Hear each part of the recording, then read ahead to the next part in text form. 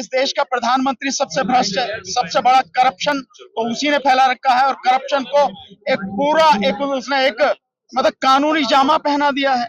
वो व्यक्ति करप्शन की बात कर रहा है। नमस्कार, आपका स्वागत है एक बोजो मंच के नए एपिसोड में। आज हम हैं जंतर मंतर पे, जहां पे एसडीपीआई द्वारा एक प्रोटेस्ट किया जा रहा है प्लेसेस ऑफ वर्शिप एक्ट और वक्फ बोर्ड के मामले में।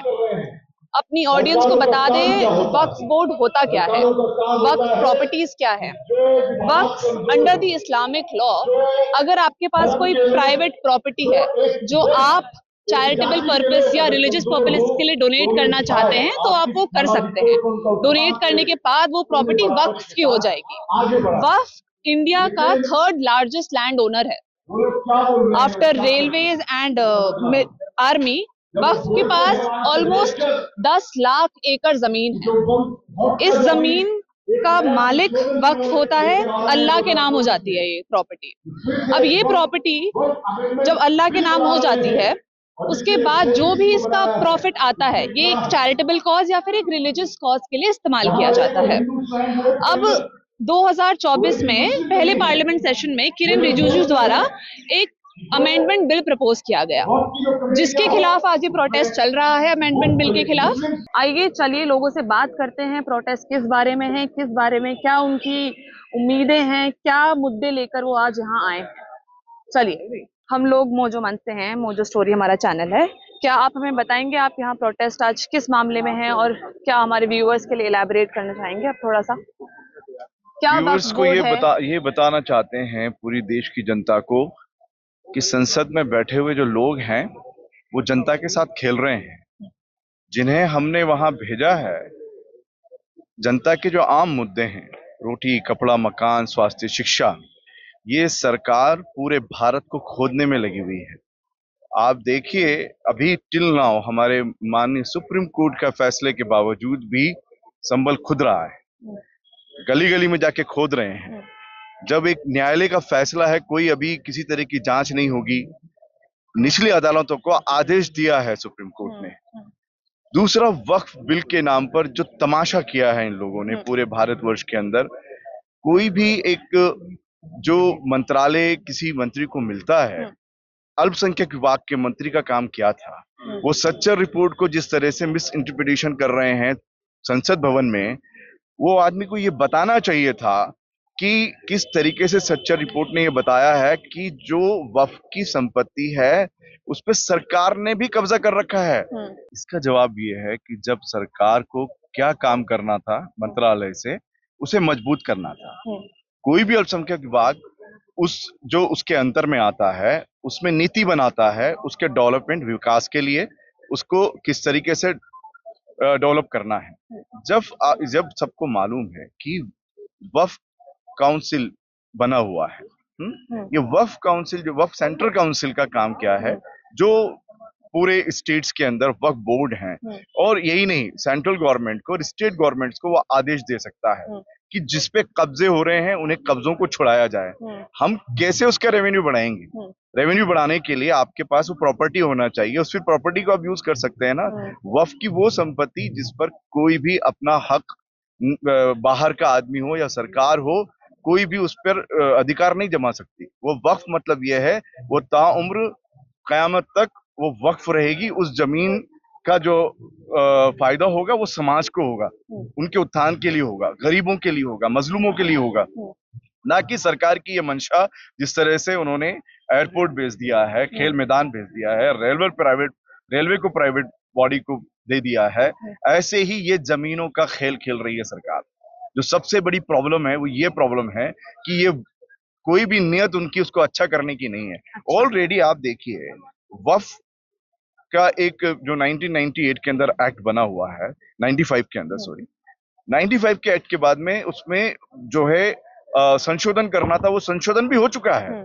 फिर ये क्या चाहती है सरकार? अच्छा, ये खेल है इनका। तो एक सवाल और है, जो अमेंडमेंट बिल प्रपोज किया गया है अभी पार्लियामेंट में इस बार का 2024 में, उसमें 4-5 अमेंडमेंट्स हैं। तो अभी जो ये आप प्रोटेस्ट कर रहे हैं वो सब अमेंडमेंट्स के खिलाफ है या कुछ अमेंडमेंट्स आपको दिक्कत है? सभी अमेंडमेंट्स में उनकी नियत क्या है, जो जाहिरी कुछ दिखा रहे हैं वो सब लोग पुलिस की तरह बात कर रहे हैं। आप देखिए, बीजेपी गवर्नमेंट खुद बनाने में एक मुस्लिम उनके पास मंत्री छोड़िए एमपी नहीं है, सरकार में एक मंत्री नहीं है।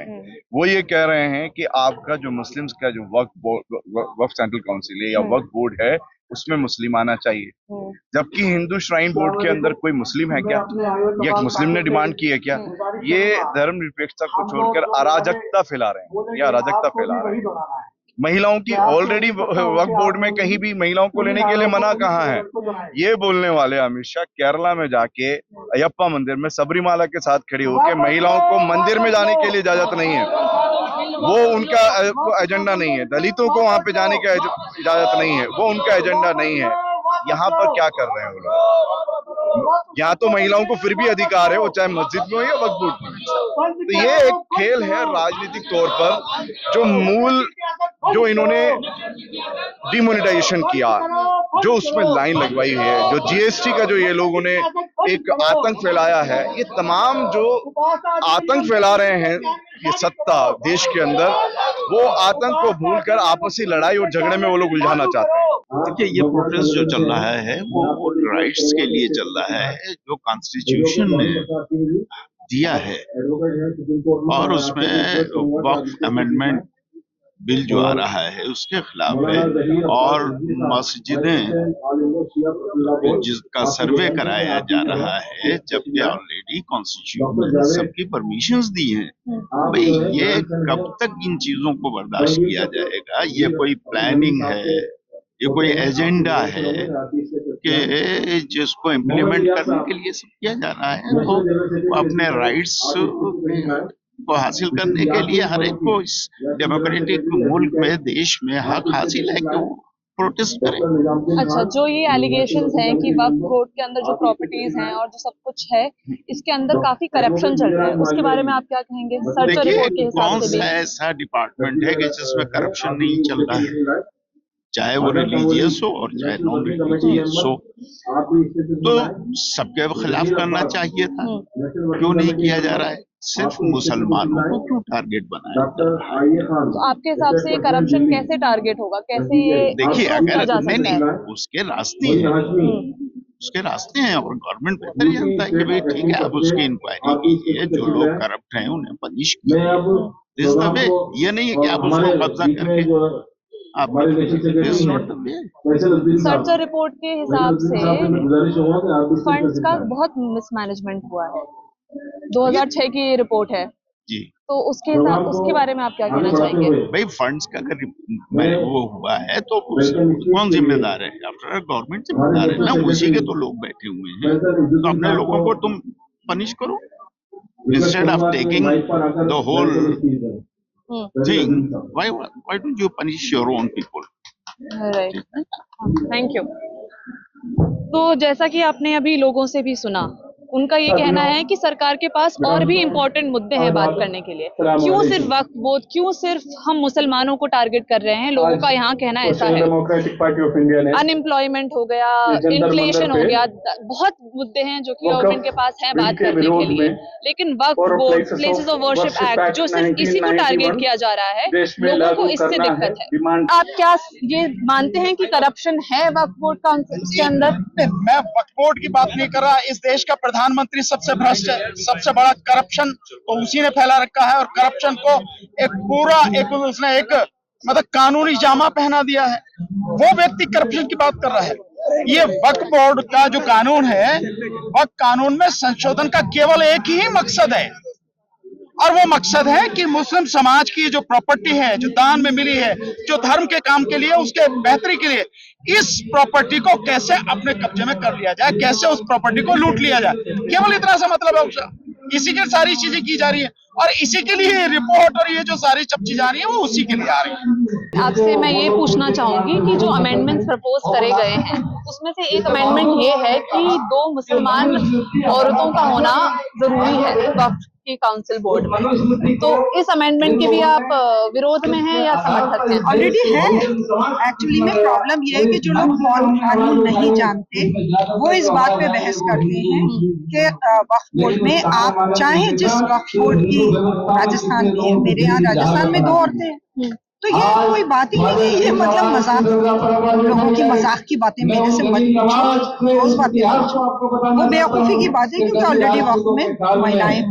अच्छा, सर्चर रिपोर्ट 2006 में जो आई थी वो ये एलिगेशन लगाती है कि जितना मुनाफा होना चाहिए, वक्फ बोर्ड के बाद 10 लाख एकड़ प्रॉपर्टी है लगभग, उसमें से जितना मुनाफा होना चाहिए उतना नहीं होता है, तो करप्शन है रीजन। इसीलिए वो अमेंडमेंट प्रपोज किया गया है सेक्शन 40 हटाने का, ताकि करप्शन थोड़ा कम किया जा सके। एक कलेक्टर असाइन किया जाए जो कि डिसाइड करेगा कि प्रॉपर्टी है या नहीं है। तो आप क्या कहना चाहेंगे इस मामले में? की बातें ये सारी मैं आपको बहुत क्लियर बता दूं, वक्फ बोर्ड का चेयरमैन से लेके पूरी टीम गवर्नमेंट सेलेक्ट करती है। वो भ्रष्टाचार अगर है तो गवर्नमेंट का भ्रष्टाचार है, वक्फ बोर्ड के लोगों का थोड़ी है।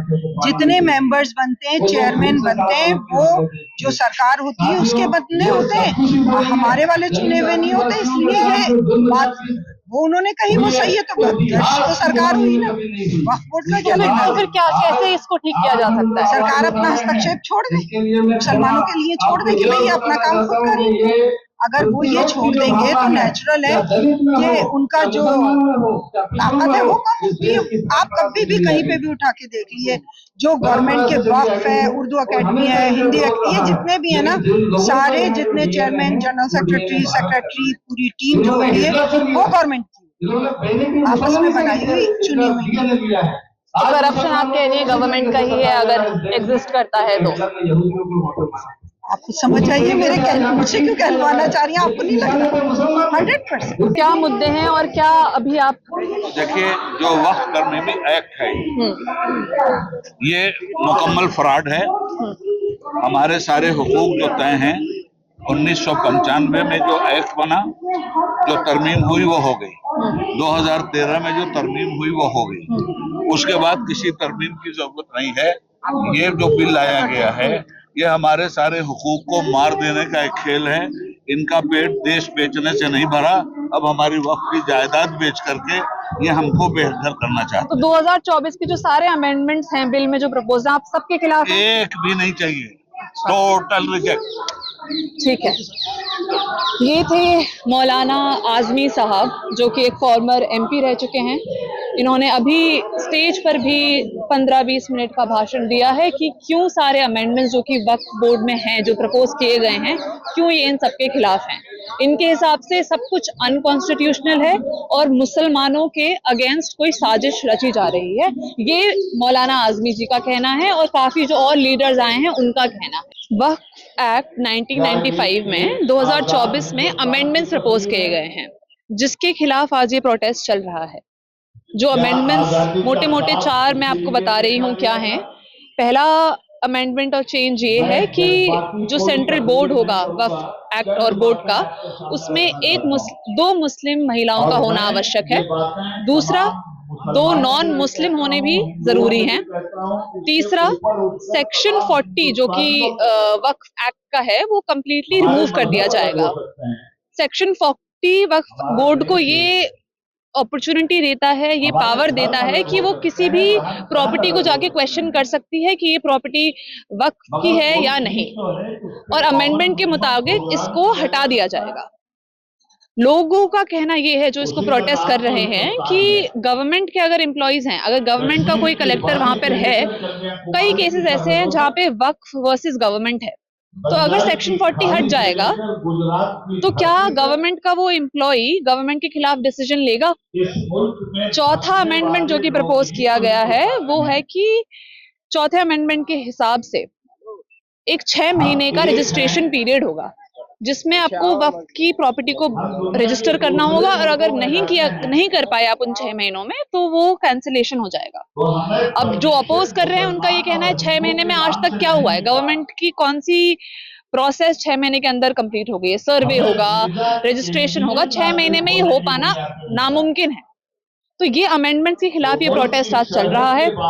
दूसरी चीज है प्लेसेस ऑफ वर्शिप एक्ट। ये एक्ट सजेस्ट करता है कि 15 अगस्त 1947 से पहले जितनी भी आपकी प्लेसेस ऑफ वर्शिप है उनके खिलाफ कोई क्वेश्चन नहीं किया जा सकता है। अगर कोई मस्जिद है वो मस्जिद रहेगा, कोई टेम्पल है तो वो टेम्पल रहेगा। जो कि अभी संभल में हुआ, जो सर्वे किया गया, लोगों का कहना यहाँ पर ये है कि वो अनकॉन्स्टिट्यूशनल था और उनकी राइट्स के खिलाफ था। तो ये मुद्दे हैं अभी यहाँ के लोगों के आज के। आप हमें बताइएगा, आप क्या सोचते हैं, क्या ये अमेंडमेंट्स जरूरी हैं? क्या वक्फ एक्ट का मिसयूज किया जा रहा है? आप क्या सोचते हैं, हमें कमेंट्स पे जरूर बताइएगा। मैं हूँ Purodha Kandpal with camera person Anoop for mojo story.